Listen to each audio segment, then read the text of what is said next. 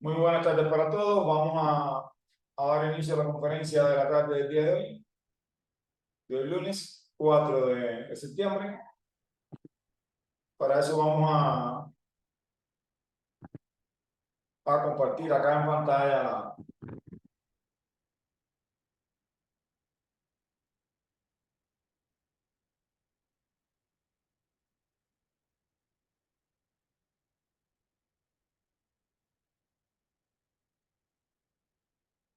Bien. Bien, los temas que estaremos hablando hoy en este programa especial, más cerca de la psicobiocodificación.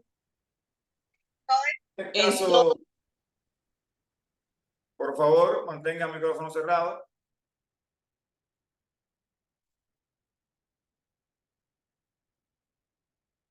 Tienen que ver con esclerosis múltiples, artritis, glaucoma y la prostatitis.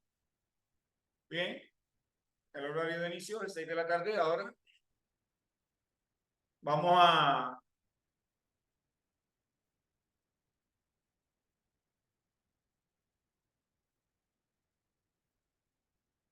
comenzar a compartir.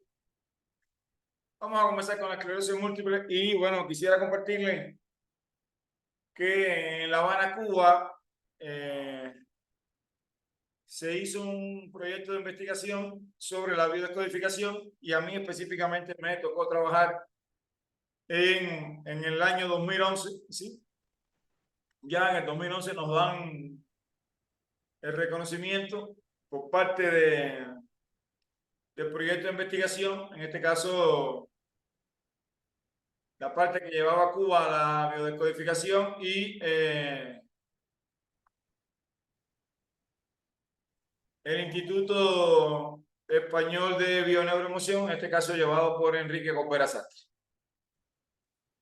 A mí específicamente me tocó trabajar en este protocolo de investigación, como en otros también que trabajé, pero bueno, este que es, creo que marcó en mi vida un aspecto importante por todos los temas que tiene la esclerosis múltiple y demás, para Cuba o para nosotros que compartimos o que comenzamos a trabajar en el tema este de la esclerosis múltiple fue un gran reto, porque bueno, no teníamos casi todas las herramientas, estábamos comenzando en el tema de la biodescodificación en aquel momento, como se llamaba, y no teníamos todas las herramientas. Recuerdo que Enrique Coppera Sastre hace un viaje a La Habana, Cuba, específicamente a explicarnos cómo había que trabajar en ese, ¿cómo se llama? En ese proyecto y con esos pacientes. Que bueno, aquí les estaré compartiendo algo de nuestras experiencias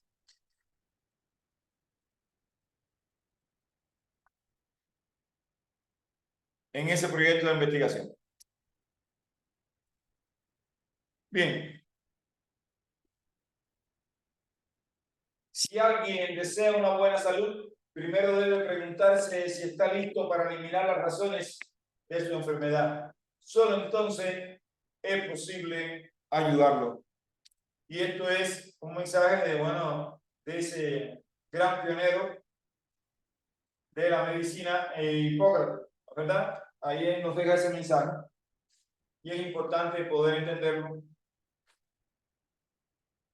Siempre para sanar, para restablecer una buena salud en el cuerpo, tendríamos que hablar entonces de la posibilidad de eliminar aquello que te enfermó.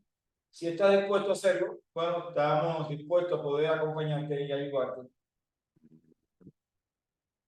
Esclerosis múltiple es una enfermedad del cerebro y de la médula espinal, del sistema nervioso central, que puede provocar discapacidad.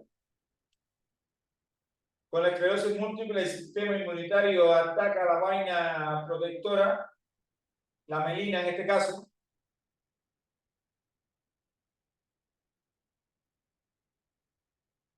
la vaina protectora, la melina, que recubre la fibra nerviosa y causa problemas de comunicaciones entre el cerebro y el resto del cuerpo. Actualmente la esclerosis múltiple no tiene cura. Bien. Y aquí vemos lo que serían, es decir, la melina es esto que está aquí, es lo que, imagínense, es como, yo diría, el cable en un teléfono o algo de eso, los cablecitos que si se pegan hacen un cortocircuito, esa es la melina, protege esa fibra nerviosa. Bien. Y cuando sucede esto, que se rompen, hay una sobrecarga en ella, ¿qué pasa? Hacen falso contacto y emiten todos esos movimientos, esas dificultades. Algunos síntomas de la esclerosis múltiple, los síntomas musculares, aquí tenemos la pérdida del equilibrio, espasmos musculares, entumecimiento o sensación anormal en cualquier zona, problemas para mover los brazos y las piernas, problemas para caminar, problemas con la coordinación y para hacer movimientos pequeños, temblores en uno o en ambos brazos o piernas. No son los únicos, pueden haber más, pero aquí, bueno, no vamos a dar toda una lista. Es más o menos para que ustedes tengan una idea de algunos de los síntomas que pueden tener. Debilidad en uno o ambos brazos o piernas. Áreas especializadas del cerebro. Esto es importante. Cuando nosotros vamos a trabajar en este caso la esclerosis múltiple o cualquier enfermedad, debemos de preguntarnos primero o saber desde el punto de vista de la psicobiocodificación, ¿no? ¿Dónde o en qué capa embrionaria se encuentra? En este caso, la esclerosis múltiple está muy relacionada con el ectodermo, a pesar de que puede tocar otras partes, pero bueno, muy relacionada con el ectodermo y muy relacionada con la corteza motora. Bien, con la corteza sensitiva también, somatosensorial, es una de las cortezas que puede estar comprometida, y la corteza posensorial. Estas son áreas que no quiere decir que tengamos las tres, pueden estar las tres, pueden haber dos, depende del síntoma que tenga, pero sí o sí vamos a ver que la esclerosis múltiple, una de las áreas que está afectada es la corteza motora, por lo general, porque es la que impide los movimientos. Bien. Conflictos que vamos a explorar. Bien, conflictos emocionales, conflictos biológicos que podemos explorar. El primero que se va a hacer es el conflicto de diagnóstico. En estas enfermedades es clave preguntarse a ustedes si se lo van a hacer ustedes. Yo creo y considero que la esclerosis múltiple no es una enfermedad para autotratarse, es una enfermedad para ser tratada por personas que dominen desde el punto de vista emocional lo que van a trabajar.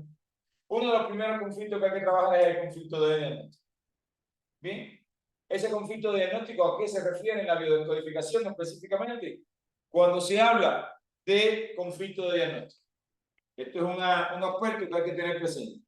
¿A qué hablamos nosotros o a qué hacemos referencia cuando decimos hablamos de conflicto de diagnóstico? El conflicto de diagnóstico pues, puede ser dado por un médico. Bien, puede ser dado por un médico. Puede ser dado por usted mismo cuando le dijeron que usted tenía una enfermedad y usted fue a dónde, a internet, por ejemplo. Puede, no quiere decir que sea siempre, pero puede ser. Bien. Entonces, es buscar dónde usted conoció de la enfermedad. Bien. ¿Quién usted conoció? ¿Dónde usted conoció? ¿Quién le dijo a usted que tenía esclerosis múltiple? La pregunta en el conflicto diagnóstico es: ¿quién te lo dijo? ¿Dónde supiste que tenías esclerosis múltiple? ¿Qué pensaste? Muchas veces te dicen tienes esclerosis múltiple y tú no conoces lo que es la esclerosis múltiple. Y ahí no sucede nada. El conflicto diagnóstico aparece después de que usted va a un sitio y busca, o alguien le dice. Bien, el conflicto de diagnóstico en esclerosis múltiple hay que buscarlo, porque en casi todos los escritos hablan que la enfermedad no tiene cura. Por lo tanto, cuando a usted el médico, a través de una tomografía y demás, y de la prueba de conductividad que se hace para saber cómo está la melina, le diagnostica que usted tiene esclerosis múltiple, ya le está diciendo a través del diagnóstico que usted, su enfermedad no es curable. Entonces, esto es importante. Y ahora la pregunta sería la siguiente: ¿cómo trabajar? Primero tiene que hacerlo consciente. Ese conflicto hay que hacerlo consciente. Después, ese conflicto se puede trabajar de muchas maneras. Sin embargo, en la escuela de psicobiocodificación, gracias a todo un conocimiento que hemos integrado, en este caso de las culturas ancestrales, muy específicamente de la parte de la medicina inca, con sus códigos y demás, accedemos a esos traumas de una forma diferente. Eso es lo que se reconoce en este caso como duelo bloqueado. Usted bloquea un duelo. Bien, en la parte de acá de la esclerosis múltiple, una de las cosas que nos dice la biodescodificación, lo mismo Enrique Corbera, como Salomón Sellar, como Christoph Fletcher, todas estas personas que llevan tiempo en la biodescodificación nos decían: vamos a buscar un duelo. Para Cuba, cuando llegó la biodescodificación, les cuento que éramos un grupo de médicos y de personales que trabajaban en la salud pública, y no es, para nosotros, la persona moría, ya tú sufrías, era normal que sufriera, que pensaras en ella. No teníamos todo ese bagaje de información, y no nos era fácil comprender cómo era que un duelo. Incluso nos hablaban de duelos de generaciones anteriores. ¿Cómo era que un duelo de una generación, de abuelos, bisabuelos, inclusive de personas que nosotros no conocíamos, hoy en la realidad podía estar generando un síntoma? Eso fue algo que nos llamó la atención. Pero bueno, entonces llegó Corbera y nos dijo que sí, que eso era así. ¿Y qué hicimos? Bueno, vamos a ver. Decidió viajar a Cuba y enseñarnos específicamente cómo se trabajaba esa parte, ¿no? Y bueno, y aceptamos ver, escuchar, trabajar junto con él, y sí vimos resultados. Creo que ya en el grupo, y se lo voy a volver a compartir, para los nuevos integrantes de este grupo puedan ver qué pasa con la expresión. Entonces, conflicto de diagnóstico, trabajar la parte motora. Vamos a ver que si por lo general, la parte sensitiva también está comprometida, que es la parte de la sensibilidad, o la hipersensibilidad, siempre están presentes. Por lo tanto, en la esclerosis múltiple, sí o sí, hay que trabajar a fondo los duelos. Y para eso, decir, a ver, hace tiempo que hay varias personas que me han propuesto, porque el duelo es un tema especial a trabajar en los cursos de psicobiocodificación y biodescodificación, por la importancia que tiene. Y muchas personas me han pedido que hiciera esa batalla. Yo he eludido un poco ese taller, no lo he querido dar, porque yo pienso que la persona necesita vivir el duelo. Es importante vivir el duelo, vivir la muerte de un ser querido, aproximadamente desde la psicología nos hablan de un año, desde la psicología, pero en la vida real un duelo puede durar años, años y años y de años, y generaciones y generaciones, y hasta que viene alguien de una nueva generación. Por lo tanto, es de vital importancia entender que hemos pasado por un ciclo donde ha habido una enfermedad, donde ha habido un virus que en muchas familias ha tocado la puerta, y hay personas que han muerto, hay personas que están en duelo. Entonces, creo que ya es el momento, ya es mi responsabilidad compartirle a ustedes qué hacer, cómo acompañar, y lo vamos a ver al final el tema del duelo. El duelo hay que buscar, hay que hacer cosas. En la escuela se usa el código. A mí, en un proceso de canalización, se me entregó una técnica muy específica para trabajar los duelos, que la comparto también, la he compartido y la estaremos compartiendo. Vamos a dar un taller específicamente sobre eso. Pero sí que tengan presente que en este caso el conflicto de diagnóstico es un conflicto esencial en el tema del duelo. Otro conflicto son los conflictos motores, que es precisamente esa corteza motora. Y dentro de esos conflictos motores están los duelos. ¿Por qué un duelo? Porque el duelo debe de, si la persona muere, nosotros debemos de dejar ir a esa persona. Es un movimiento que se hace, es un movimiento a nivel del espíritu, es un movimiento a nivel del alma que usted deja ir y no la dejamos ir. Les comparto, ¿no? Por ejemplo, una de las palabras que escuchamos muy a menudo cuando hay un duelo bloqueado es la palabra siguiente. Perdí a fulano. Y entonces esa palabra de pérdida, nos referimos perdí a un ser querido, estamos hablando de que para la mente nosotros tenemos que buscarlo. Entonces, la pregunta sería, ¿por qué usamos la palabra pérdida? La palabra pérdida se usa precisamente porque no has aceptado el duelo. Bien, entonces es importante esos conflictos motores que quedan y el duelo entre ellos. También tenemos por acá los duelos pendientes, que serían esos duelos transgeneracionales. Imagínense estos duelos que puedan haber, más los duelos de hambre. ¿Qué pasará en las próximas generaciones?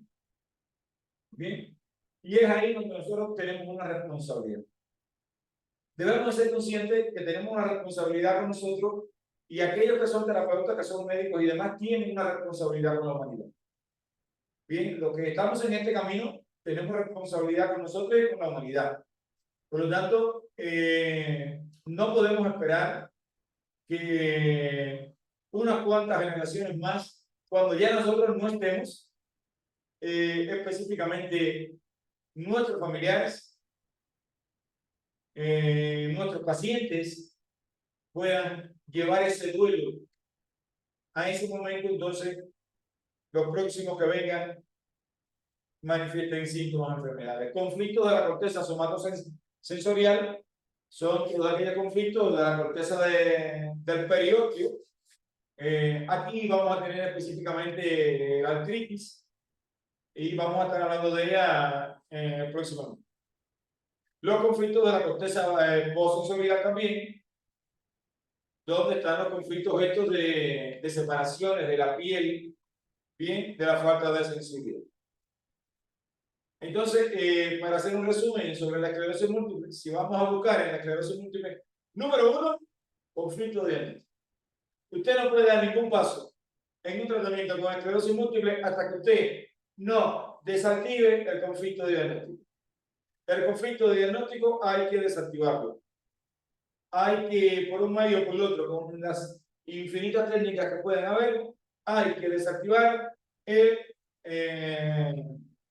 conflicto de diagnóstico. En la escuela de psicobiocodificación nos apoyamos en los 7 códigos andinos, que bueno, tenemos una vasta experiencia y compartimos en la escuela para que las personas se puedan liberar de una forma no tan traumática que pudiéramos hacer. Entonces tenemos por acá la artritis. Bien, esa artritis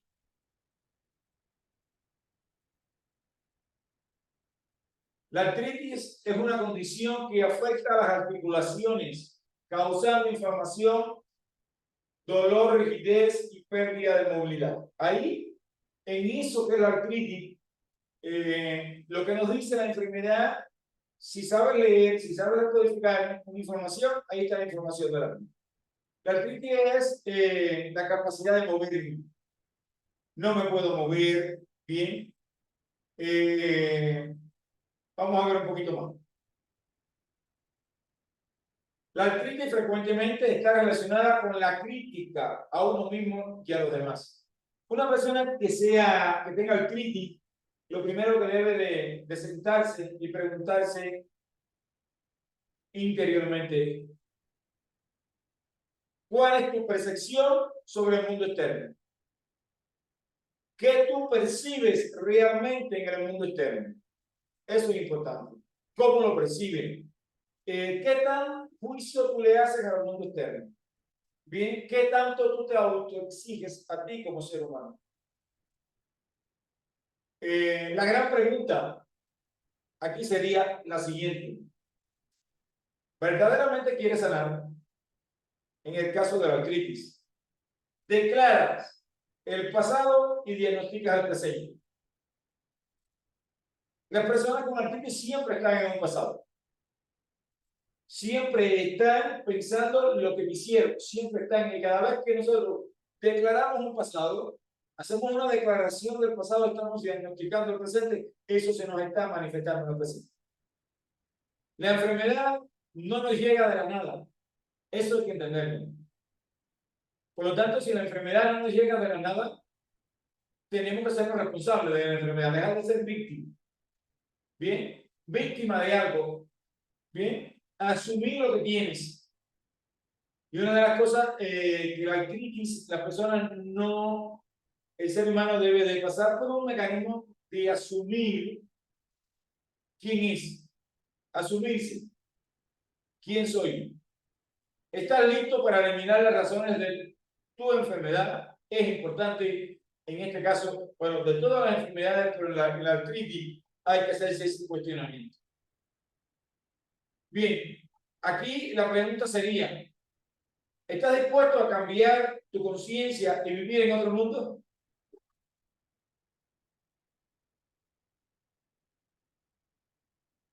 La pregunta clásica, ¿cómo puedo cambiar mi conciencia?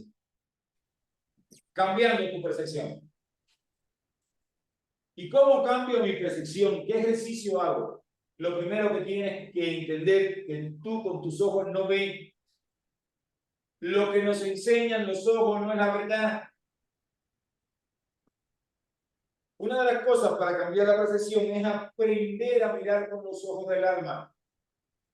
En los ojos del alma no se hace juicio. Las cosas son simple y llanamente. Cada acción, cada palabra escuchada o dicha tiene un sentido. El inconsciente manifiesta lo que es necesario para cada ser. Bien, eso es importante entenderlo a la hora de hablar de ese inconsciente. Sentido biológico de la artritis. Detener, frenar el movimiento de una articulación. Pero no solamente de la articulación. Si la articulación se mandara sola, si las articulaciones tuvieran una autonomía, sí, pero quien hay que parar y detener y frenar el movimiento es de quién? Es del cerebro, del pensamiento. ¿Cómo percibo mi entorno? Entender proceso, enfermedad y sanación. Y esto es un aspecto importante en este caso de la artritis. Bien, aquí, en este proceso de entender enfermedades agudas y enfermedades crónicas. La artritis es una enfermedad crónica. Bien, y esto es importante. Tú trabajas con una persona que tiene artritis, de lo crónico a la sanación no se puede pasar. Dicho sea de paso, para la medicina, las enfermedades crónicas casi ninguna tiene cura. Bien. Ahora, ¿qué hemos visto nosotros en los procesos de investigaciones? De lo crónico, usted pasa a lo agudo. Y entonces, cuando usted está en la fase aguda, usted puede sanar. La diferencia del agudo y el crónico. En el agudo hay inflamación y hay dolor. Y esto es importante que la persona lo sepa. Bien, porque cuando se trabaja con él, se le van a inflamar las manos. Y ahí viene el proceso de valorización de nuevo. ahora estoy peor, ahora no puedo tomar las cosas. Ese proceso puede durar días, un mes, pero se quita. Bien, se quita. Y eso es importante tenerlo presente en el momento de cuando trabajamos estas enfermedades crónicas. La esclerosis múltiple también se inflama. Bien, toda enfermedad crónica para sanar debe de pasar por una fase aguda. Y eso es importante tenerlo en cuenta en el proceso de enfermedad, sanación, sanación, enfermedad.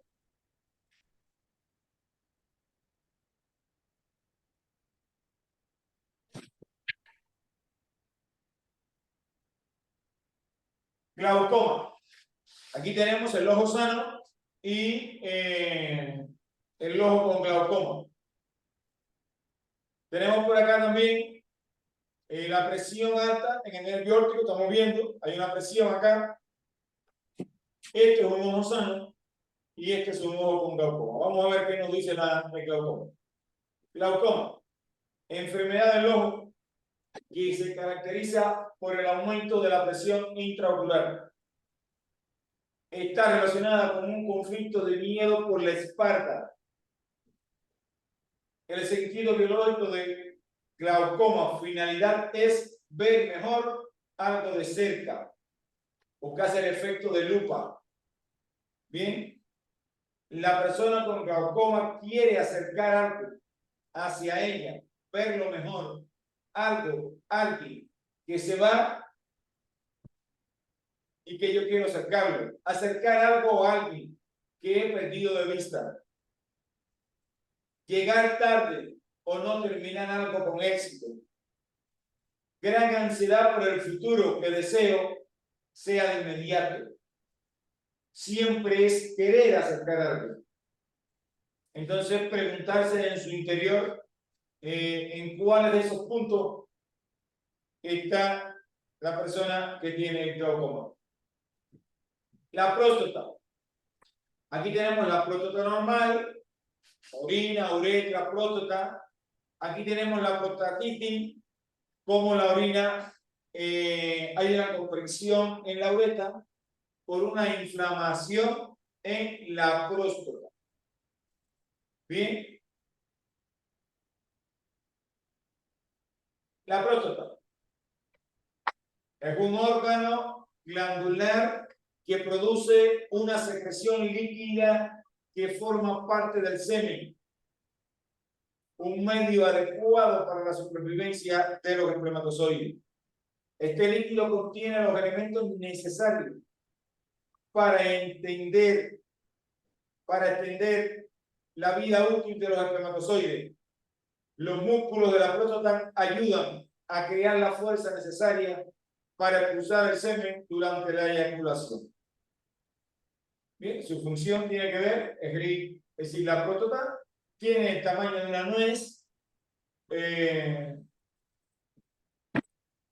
Cada vez que tenemos una relación sexual, expulsa ese líquido, bien, por lo tanto, contiene el líquido que va a permitir vivo el semen, lo nutre. En los hombres, los problemas de próstata tienen mucho que ver con la autoevaluación. Bien, autoevaluación. El gran conflicto de los 40 o de los 50 en el hombre. Bien. Hola. Hola, hola. Hola, Diana. Hola. Hola. Buenas tardes. Buenas tardes. Entonces, el gran conflicto de la próstata es la autoevaluación. Ahora, ¿qué me quiere decir eso? ¿Cómo se manifiesta eso? Bien, y ahora vamos a verle todo lo demás, pero bueno, hace mucho tiempo, hace un año y pico, o 2 años, o 3, no recuerdo bien, llega una persona a Cuba a la consulta, porque ya todos los médicos habían ido, vivían en el campo, vivían en Oriente, vivían en La Habana, la capital, a veces, y los médicos le dicen que su próstata no tiene piel, porque ha perdido mucho tiempo y demás. Es decir, de una nuez, lo que tenía era casi una calabaza. Tenía hasta un abdomen botado como si tuviera barriga, y me dice, yo no tengo barriga, ¿no? De la inflamación que tenía en la próstata. Bien, entonces yo le dije, mira, tienes un conflicto con autoevaluación, te estás autoevaluando continuamente. Y tu próstata, que su función es esa, cada vez que tú vas a tener relaciones sexuales, necesita que vertir el líquido seminal. Él no lo entiende, como quizás muchos de ustedes tampoco lo entienden. Yo dije, a ver, yo te lo voy a poner un poquitico más fácil para que digerirlo. Tienes relaciones sexuales muy frecuentes, una actividad sexual muy frecuente, ya tienes 50 y pico años y la próstata no puede abastecer tu demanda. Y evidentemente, ¿qué tiene que hacer? Crecer. ¿Bien? Crecer para satisfacer tu demanda. Le pregunto, ¿me entiendes? Y digo, sí, eso sí lo entiendo. Ya.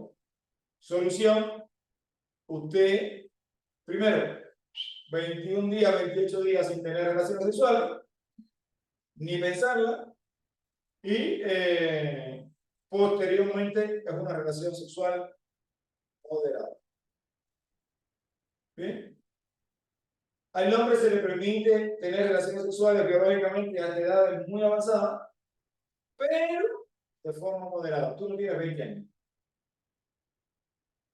Él lo entiende, él se va, él lo hace, y como a los 2 meses me está llamando y dándome las gracias, porque decían que los médicos no sabían lo que era aquello, pero que su próstata estaba normal.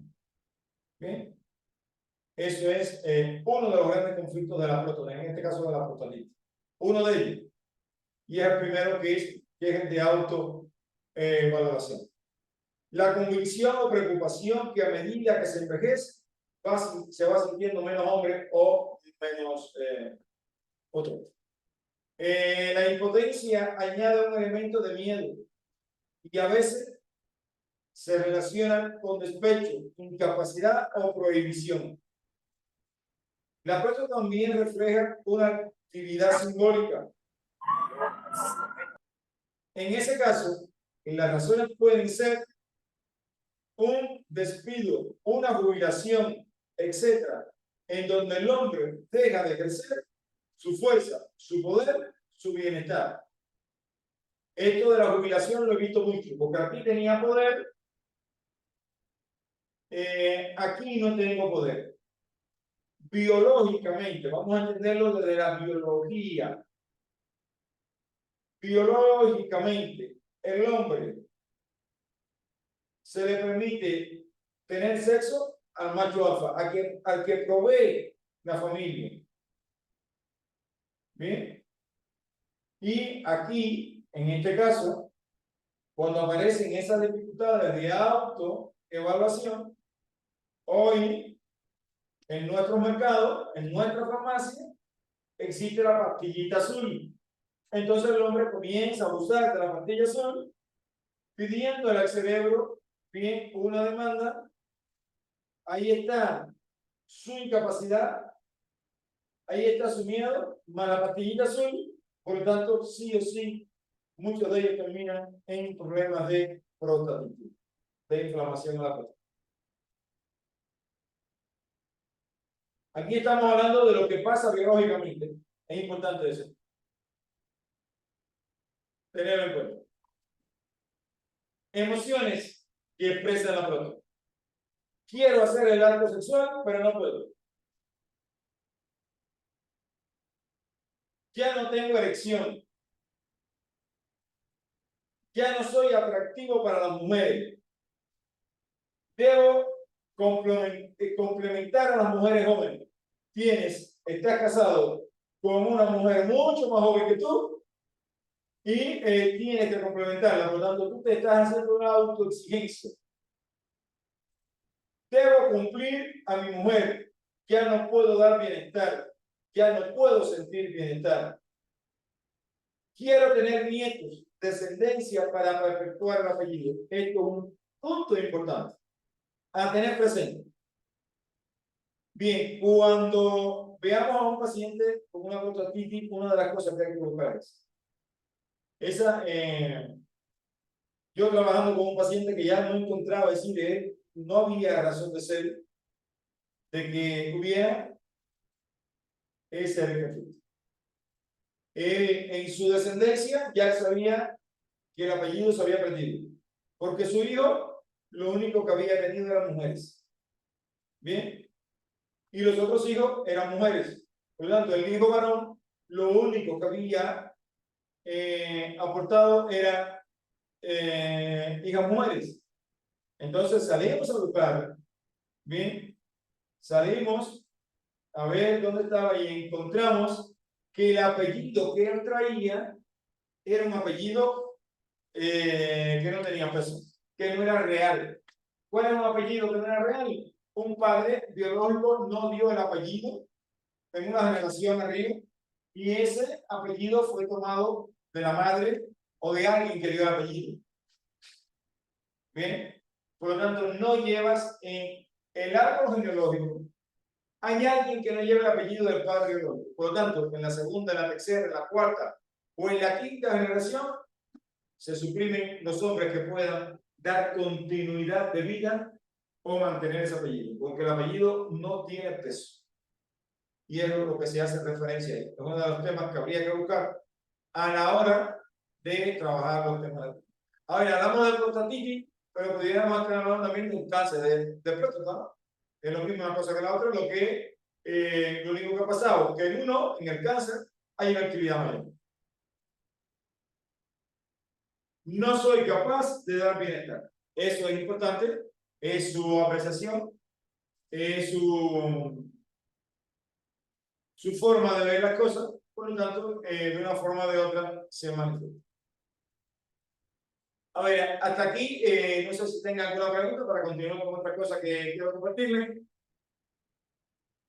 Preguntas que quieran hacer sobre el tema, si no vayan pensando por ahí sobre los temas que hemos visto, alguna pregunta que quieran hacer. Bien, como les dije, muchos de estos temas están atados al tema de los duelos.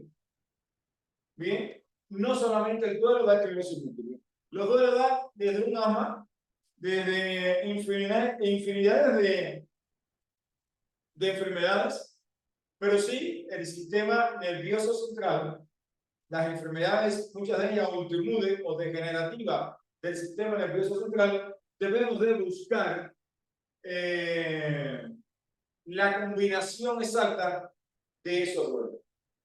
Estamos, como bien dije al principio, pasando por una etapa que muchas familias, quizás algunos de los que estén aquí, hayan vivido esa experiencia, están en duelo. Murió algún familiar cuando el COVID, antes, después.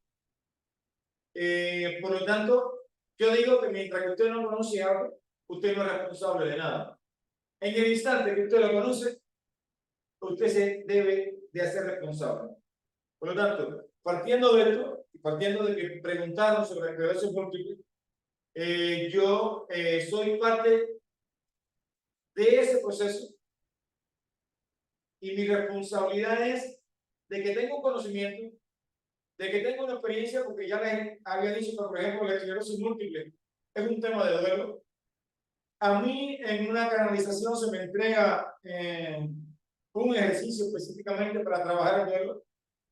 Por lo tanto, es a mí, al primero que me toca, dar el primer paso. El primer paso es este próximo sábado, bien, sábado 9 de septiembre, de 9 a 12 del día, vamos a dar un taller, cómo afrontar y liberar el duelo, con el temario duelo bloqueado, duelos transnacionales bloqueados, síndrome del yaciente.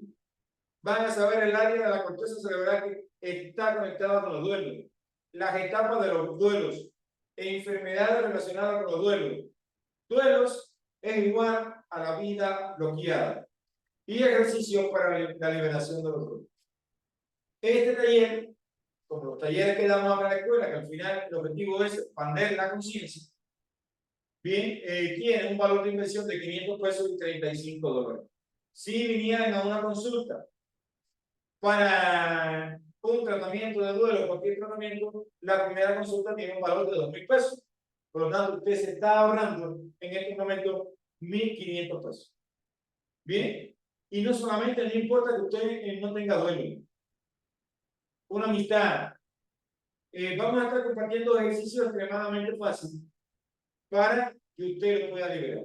Por lo tanto, yo al compartir esto, como digo yo, declaro frente a ustedes y frente al universo que doy por concluido, sanado y trascendido cualquier deuda que yo tenga sobre el no transmitir este conocimiento. Bien, ya este sábado no será solamente, en este caso, en el diplomado de la escuela, se va a compartir públicamente para que todas aquellas personas que elijan dar este paso puedan recibir esta terapia, puedan recibir esta enseñanza. La modalidad es presencial y puede ser también online. Bien, las personas que pueden llegar de forma presencial van a ayudar, van a estar aquí para que los que están en forma online puedan ver los ejercicios, porque si hay ejercicios que necesitamos hacer de forma física. Por lo tanto, la invitación está hecha y ustedes dirán. El curso de sanación cuántica ancestral que comienza el jueves 14. Bien, aquí van a aprender técnicas ancestrales, estaremos haciendo ceremonia, se van a hablar de los códigos importantes, se va a estar trabajando una serie de cosas, una serie de herramientas para aquellas personas que necesiten algo rápido, para que puedan trascender esa parte del cuerpo, de la mente y del espíritu. El diplomado en psicobiocodificación que ya comienza el martes 19. Este diplomado tiene una característica fundamental. Primero, está avalado por el Centro Universitario de Alternativas Médicas en la Ciudad de México. Está en promoción. Es una clase semanal. Se da los martes. Son 2 horas todos los martes de 7 a 9 p.m. hora de Ciudad de México, para que todas aquellas personas que trabajen puedan estar. Todas las clases se graban, se llevan a una plataforma donde ustedes tienen el derecho de revisarla durante un año. Se comparten libros y demás. Compartirle que todos aquellos que estén en el seminario del sábado, vamos a compartirle, vamos a liberar de la escuela 2 libros que son fundamentales, que hablan del Yaciente 1 y Yaciente 2, libros del doctor Salomón Sayán, para que los tengan y puedan profundizar en ese conocimiento que se me había pasado. En la escuela, como habíamos dicho, nos basamos en estos códigos. Y ahora la pregunta sería, ¿qué hacen esos códigos? Yo les voy a compartir uno de los experimentos que se hacen en la escuela. Muy sencillo. ¿Qué gente que está aquí? Nosotros sembramos 3 semillas. Ahí hay 3 semillas de frijoles sembradas. Hay una semilla que se riega con un agua, que es el agua H2O37, un agua que en su momento estaremos hablando de ella, que hemos hablado, pero es un agua especial, es un agua que, como están viendo, cambia su forma molecular, donde el agua, el oxígeno, en vez de aportar H2O, una molécula de oxígeno, aporta 37 moléculas de oxígeno. Por lo tanto, cuando se aportan 37 moléculas de oxígeno, estamos viendo, si esto sucede en la planta, sucede también en nosotros, porque estamos viendo esta planta, cómo ha crecido, o cómo creció. Ya no existe la planta, porque en realidad no tengo tantas condiciones como para tenerle esto por acá. Aquí tenemos el primer código causal. Bien, cuando nosotros damos vida, cuando nosotros reconocemos la vida, cuando yo me reconozco que estoy aquí, cuando yo habito esta dimensión, yo aplico este código a una semilla suceder. Sin embargo, aquí tenemos una mata que está sembrada en el mismo tiempo, la misma semilla, donde solamente se regó con agua normal. Bien, esto es importante que ustedes entiendan la importancia del conocimiento, la aplicación de estos códigos. Estos códigos se los pueden encontrar en internet. Lo único que nos dicen, en la escuela damos el formato de aplicación, en el formato corto ese formato para que esto que tú estés viendo lo puedas hacer. Porque esto lo hice yo acá, por supuesto, llevo tiempo, tengo grados sacerdotales, estaremos viajando próximamente en el mes de octubre a la comunidad de los incas, a la comunidad de los queros, a recibir más enseñanza, a llevar un grupo que se nos va a estar acompañando en ese momento. Y bueno, por supuesto, profundizamos en todos estos temas allí. Pero en la escuela se enseña y cada alumno realiza ese experimento para que se llegue a esa gran experiencia. Bien, no es que yo lo sé hacer, todos sabemos hacer. Y bueno, el gran curso de hipnosis. Esta hipnosis, muchos han preguntado, ¿podemos hacerla en línea? A ver, a mí me gustaría poder decirte que sí, para poder llegar a un alcance mayor de personas. Este es una hipnosis, por ejemplo, aquí tenemos a Diana Enrique, que ha participado en los cursos de hipnosis. Es una hipnosis especial donde se le enseña, donde cada uno de ustedes va a activar el poder de hipnotizar con los ojos, el poder de poner las manos. Todos tenemos magnetismo en las manos, pero al dar a una persona con sus manos sin tocarle, que la persona se duerma, mirar a una persona y que entre en un estado de hipnosis profundo, para eso necesitamos un entrenamiento. Si las personas que no pueden acercarse por la distancia, por lo que sea, se comprometen en tener una persona para trabajar con ella, bueno, pudieran participar en línea. Una persona que yo le recomendara que no fuera su esposa, que no fuera su hija, que no sea ningún familiar. Bien, puede ser un paciente, si es terapeuta, bien. ¿Ok? Entonces, tienen ustedes la palabra. Creo que ya he hablado bastante. Que toca a ustedes ahora preguntar o hablar un poquito. Bien. Por acá tenemos dos mensajes. Vamos a ver si son leídos por acá. Podemos leer. Muy buenas tardes, maestro. Por acá Laura. Muy buenas tardes, Laurita. ¿Por qué un hombre padece de disfunción eréctil? Un hombre, ¿por qué padece de disfunción eréctil? Eso olvida que se parece a Laurita. Pueden ser muchas las causas.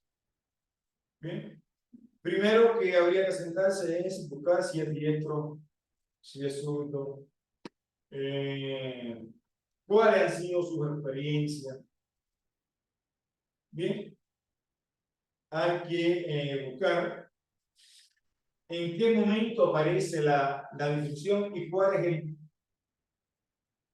cómo está viviendo su vida. Recuerden, a ver, para nuestro cerebro biológico, y volvemos a la parte biológica, solamente puede tener sexo el macho alfa. Y es por una de las cosas que el hombre en la historia busca tener dinero, busca tener poder. ¿Para qué? Para eso compensarlo a veces con, bueno, tener 2, 3, 4 mujeres, qué sé yo, y tener una sexualidad activa. Bien. Son cosas que hay que explorar. Siempre partimos qué pasó, en qué momento fue. Bien. La terapia de una persona con problemas eréctiles debe de hacerse en pareja, porque había que trabajar los dos, porque hay que darle también a la mujer. A ver, el hombre en esa posición no puede sentir la presión de una persona. ¿Sí? No puede sentir esa presión. Y a ver, sería una terapia de ambos. Aquí nos pregunta Liliana, buenas tardes. Entonces, la esclerosis múltiple se da por una pérdida de un ser querido. A ver, la esclerosis múltiple, la causa fundamental a ver, la esclerosis múltiple comienza con un movimiento contradictorio. Una pierna que se arrastra, comienza siempre partiendo de la corteza motora. Posteriormente se puede aparecer en la corteza sensitiva. Bien, sí o sí debemos de explorar los duelos. Sí o sí, la exploración del duelo es importante. Y dentro de los duelos que se buscan en la esclerosis múltiple es el yaciente. ¿Qué cosa es el yaciente? el duelo que no pertenece a esta generación. El duelo que se arrastra de otras generaciones. Por eso que yo le decía a ustedes la importancia de entender, saber cómo trabajar, acompañar a una persona en duelo. Bien, estamos en un momento que debemos de limpiar, esa parte debemos de limpiarla, pero debemos de liberarnos de esa parte para nosotros y las próximas generaciones puedan trascender sin la secuela de esto que hemos vivido en los últimos años.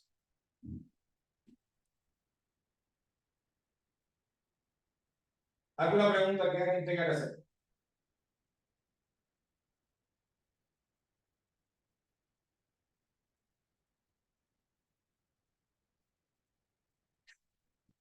A ver, la persona que hablaba de la prostatitis en el grupo, no sé si la tenemos por acá. Bien, no sé si está aquí. Una de las cosas que yo le recomendé es el agua de deshielo. El agua de deshielo, ¿qué cosa es agua de deshielo?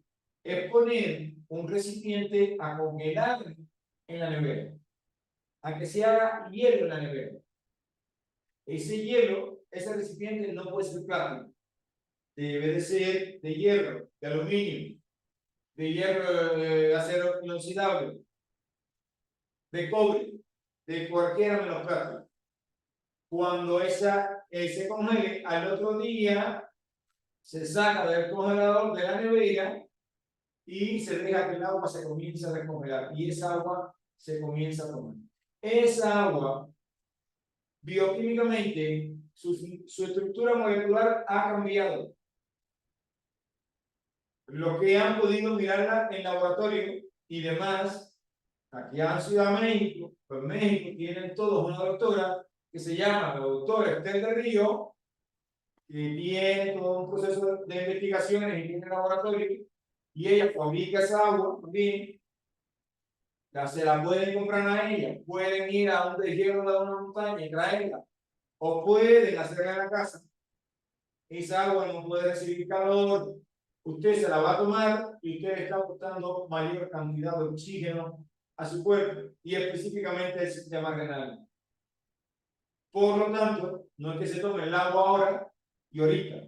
Si tiene alguna infección a esa agua de hielo, usted le puede agregar, es decir, antes que se congele, si quiere, una cucharadita de sal por cada litro de agua. Y se toma, de sal no, mentira, de bicarbonato. Y se toman esa agua con bicarbonato y le cambia el pH. ¿Qué cantidad de agua debo de tomarme? Simplemente, usted se pesa, su peso en kilogramos lo divide entre 7, eso le va a dar un número y ese número es la cantidad de vasos de agua de 8 onzas que se va a tomar mínimo en el día. Bien, y eso le va a ayudar a limpiar y drenar con todo lo otro que deben de comenzar a hacer también. Buscar dónde está el conflicto que tiene y modificar. ¿Alguna pregunta que quieran hacer?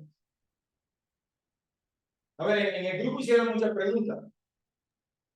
Ahora va a hacer la pregunta. Yo, dijiste que el recipiente tiene que ser metálico, o sea, Sí. no de plástico, por ejemplo. Correcto, Diana. Ok, ok. El recipiente debe ser. A ver, incluso esa agua, todo lo que guste la pueden hacer. Fue el agua que yo usé en el ejemplo que puse de las matas. Bien. Ok. Eso yo lo usé en la matica. Una le hice, la puse, le eché agua, la otra le eché H2O37, que es el agua de hierro, y la otra le eché agua normal, pero le hice causal. Bien. Bueno, causal es un código, los que no lo entiendan, los que no lo sepan, pero que se le comparte la escuela. Entonces, esa agua no la podemos tomar. Esa agua, dentro de las propiedades que tiene, al tener mayor cantidad de oxígeno, oxigena más la célula, en los procesos de regeneración celular no se activan, por lo tanto, su piel se va a poner más joven, ¿bien? Y demás y demás. Y todos los casos que tengan prostatitis, una de las cosas que tienen que hacer es eliminar el consumo de cualquier tipo de azúcar. Bien, hasta tanto esa próstata no regrese a su normalidad. No deben, si quieren, se pueden comer todos los días 5 libras de azúcar, no tienen problema ninguno. Ningún tipo de azúcar incluye ningún tipo de fruta. Todas las frutas contienen azúcar. Bien, el pan contiene azúcar, todo pan suave contiene azúcar. Todas esas masas contienen azúcar. Nada que contenga azúcar hasta que su próstata no regrese a su normalidad.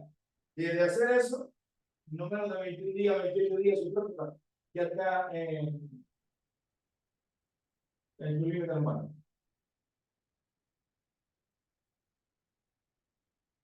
Si lo hacen, si no lo hacen, bueno, recuerden que porque así obra del Espíritu Santo, muy pocas se dan, hay que poner la cosa en movimiento. Preguntas que tengan. Bueno, como Yo no hay preguntas, nuevamente, yo nuevamente. Tengo un caso de prostatitis de alguien muy cercano y efectivamente cubre con ciertos síntomas en donde era un hombre en su trabajo de poder, tiene ahorita 75 años y vaya, cuando se jubila, pues pierde esa posición.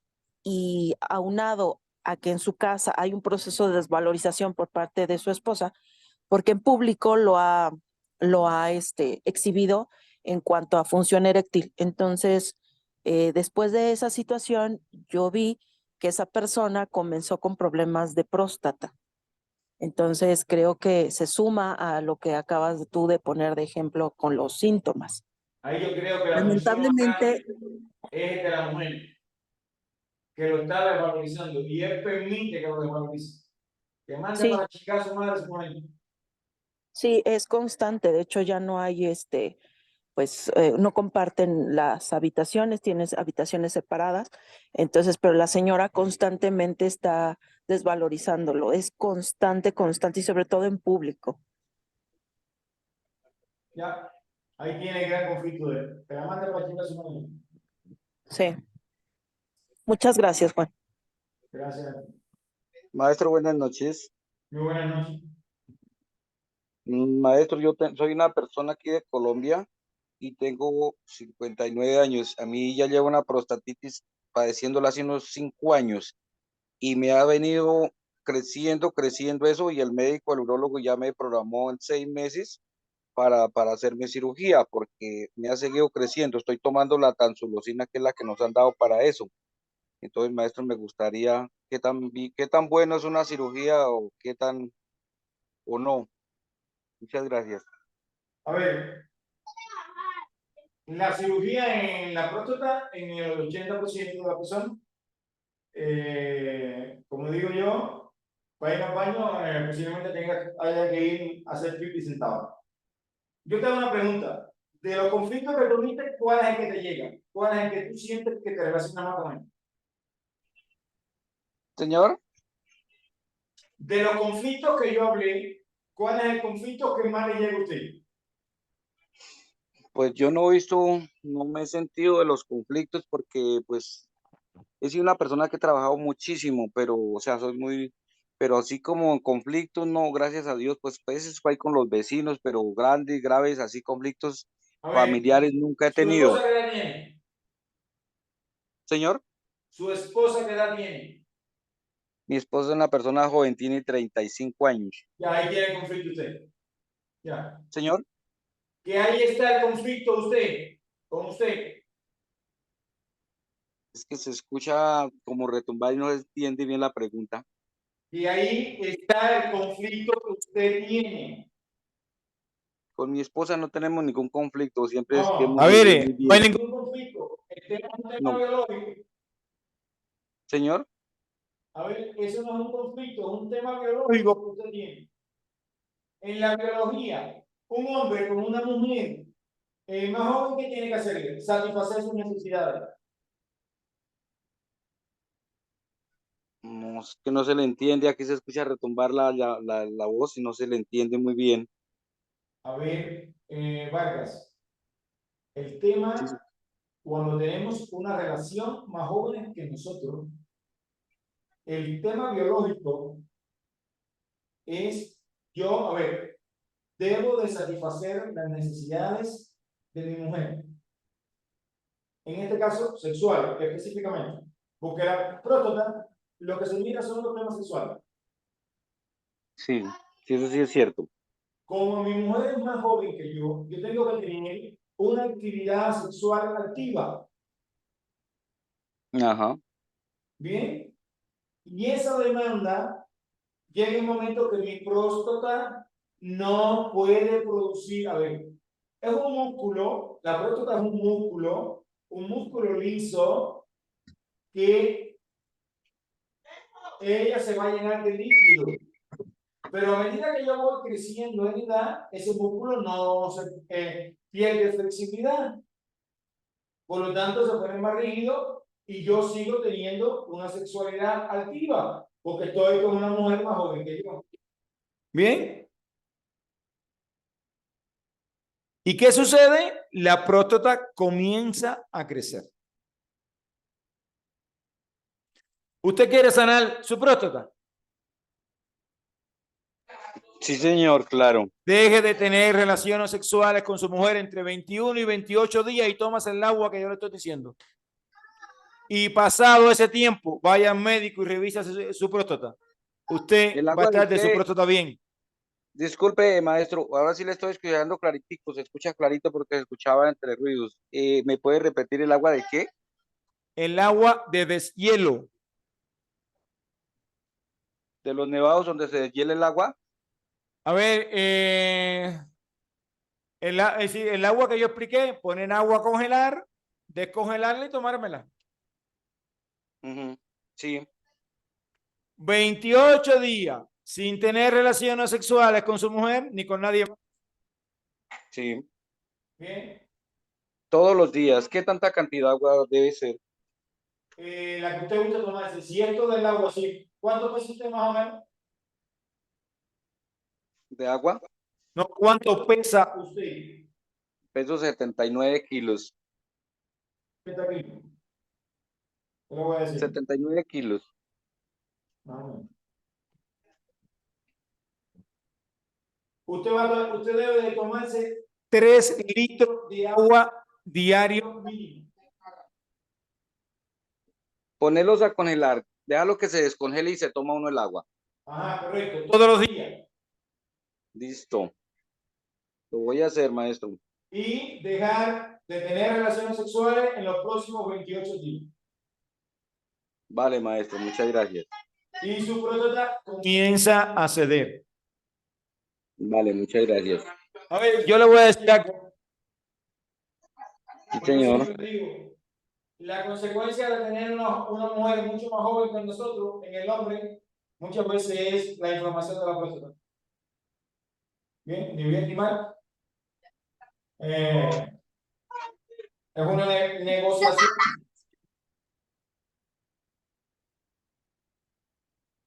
Sí. ¿Alguna otra pregunta que tenga?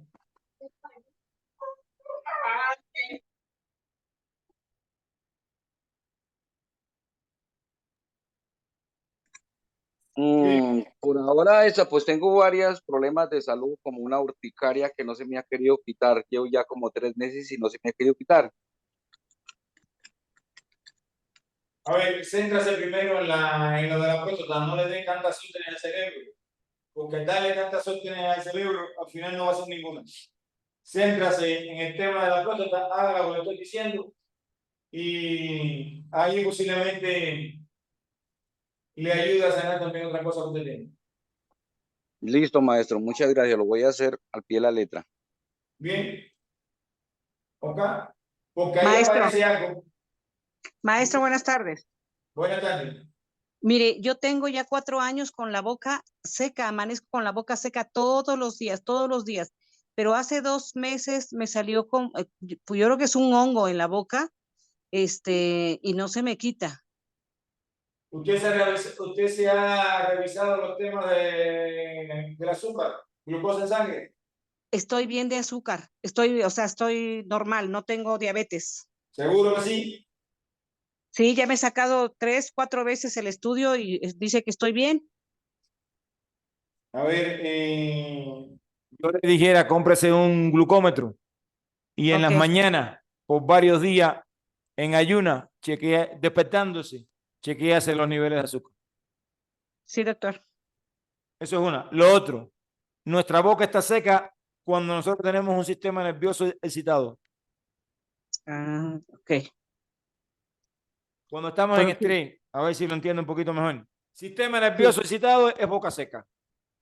Hágase Ah, la ok. pregunta. Sí, ¿Qué me tiene tan molesta? ¿Qué me preocupa en mi vida? ok. Sí, es que, bueno, han fallecido varias personas muy cercanas, mi mamá, mi papá. Mi mamá tiene 2 meses que falleció. Entonces, a ver, está en estrés, está en duelo. Exacto. Bien, a ver, yo le recomendara que tratara de hacer alguna terapia de duelo, pues el domingo, el sábado, acercarse a, ¿cómo se llama? El taller, vivirlo. No sé si está, si vive acá cerquita de Ciudad de México, está por acá o donde esté. Lo puede pasar en línea, lo puede pasar acá de forma presencial y lo va a hacer. Porque sí Ah, o ok. sí, su cuerpo le está pidiendo a grito trabajar los duelos. Ah, ok, bien. Sí, doctor, gracias. Yo estoy aquí en Oaxaca. Bien, Está a 7 horas de México. bien, yo le digo eso, sí. Sí o sí, tiene que trabajar los duelos. Ok, ok. Y si no tiene tema de, a ver, yo le voy a decir, la diabetes es una de las enfermedades que pueden aparecer después de los duelos o durante Ah, los duelos. Un duelo no pasa el tiempo, puede terminar en diabetes. Y esa boca seca puede hablar de esa cosa. ok, ok. Bien. Pues lo voy a checar. Sí, En muy bien. la terapia del duelo, una de las cosas que hacemos es trabajar el sistema nervioso central para que ese sistema nervioso regrese a una fase normal. Ok, muy bien. Bien. Es Muy lo que bien, le puedo gracias. decir. Eso, ese CPS, y ahí esté pendiente de eso. Ok, muchas gracias. Gracias a usted por la pregunta.